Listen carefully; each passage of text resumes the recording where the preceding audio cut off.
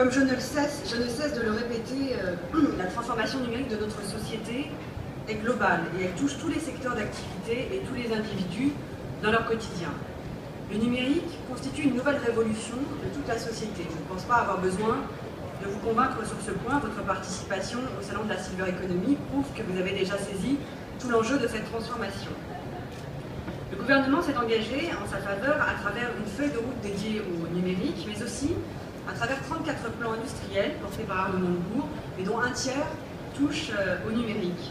C'est une véritable révolution dans notre conception des enjeux industriels et économiques liés à l'économie numérique. Cette mobilisation pour notre industrie, c'est-à-dire pour créer des emplois pérennes sur notre territoire en France, touche tous les secteurs. Comme vous le savez, Arnaud Montebourg et Michel Delaunay ont également installé le comité stratégique de filière Silver Economy le 1er juillet dernier pour structurer ce secteur émergent. Les perspectives industrielles que nous pouvons entrevoir sont prometteuses et les entreprises françaises doivent pouvoir investir ces nouveaux marchés.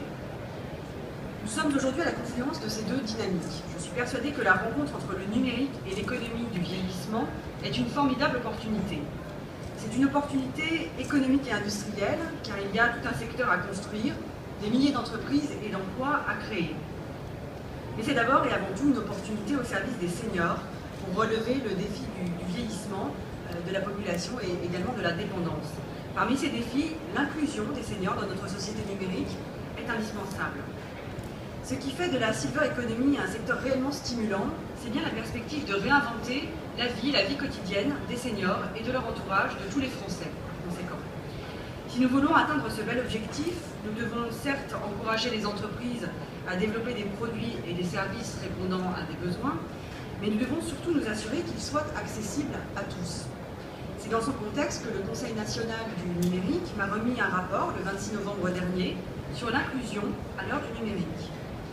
La question de l'accès se pose indéniablement en ce qui concerne les infrastructures et nous nous sommes engagés avec le plan France Très Haut Débit à couvrir le territoire d'ici une dizaine d'années. Ce n'est pas l'objet de mon intervention ici, mais sachez que nous avançons pour que tous les territoires aient un accès au très haut débit. J'étais ainsi il y a quelques jours dans la Drôme où j'ai rencontré des collectivités territoriales résolument engagées dans cette dynamique.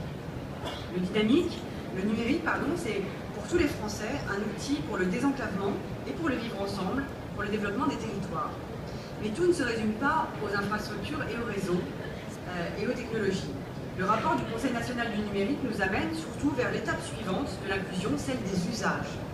Il ne suffit pas d'avoir accès aux infrastructures pour profiter pleinement de tout le potentiel offert par le numérique. L'inclusion par les usages doit être notre objectif, pour que le numérique ne devienne pas un facteur supplémentaire d'aggravation des inégalités sociales, territoriales ou encore générationnelles. Le défi, ce sont donc les usages, les réponses concrètes à des besoins quotidiens de toute la population. S'agissant des âgés, l'enjeu de l'adoption du numérique par les seniors est double.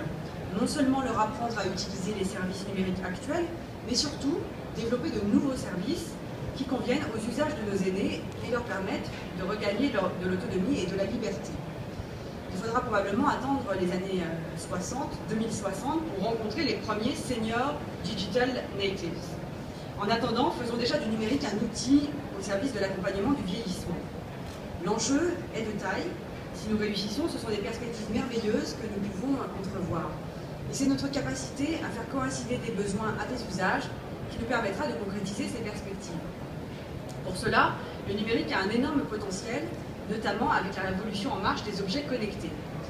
L'entrée du numérique dans les maisons peut rendre leur indépendance aux seniors grâce à de nouveaux équipements. Il peut permettre de rompre leur solitude et de recréer du lien social grâce aux outils de communication. Il peut accompagner le mouvement de fond du maintien à domicile, de la santé à domicile, grâce à la télémédecine ou à la M-santé. Les exemples sont très nombreux et vous en avez d'ailleurs des illustrations très pertinentes dans le salon. Mais bien sûr, je n'ai pas d'admiration béate devant les technologies numériques. Ce qui compte, ce sont les usages permis par ces technologies. Et ce qui compte, par conséquent, c'est l'appropriation par tous pour répondre à des besoins réels, souvent inattendus et non anticipés. L'enjeu, c'est que les technologies s'adaptent, soit au service des usages des seniors et non l'inverse. Ce n'est qu'ainsi que le numérique pourra tenir toutes ses promesses et devenir un réel soutien aux politiques publiques d'indépendance portées par ma collègue Michel Delaunay. Donc vous l'aurez compris, je suis persuadée de l'importance que la rencontre entre l'économie du vieillissement et le numérique numérique revêt. C'est pour cela que votre salon arrive fort opportunément et sans doute au bon moment. Le gouvernement vous soutient pour relever tous les défis que je viens d'évoquer, mais ce sont surtout les Français qui attendent de vous des solutions pertinentes pour améliorer leur quotidien et celui de leurs proches. Merci beaucoup pour votre attention et excellente table ronde.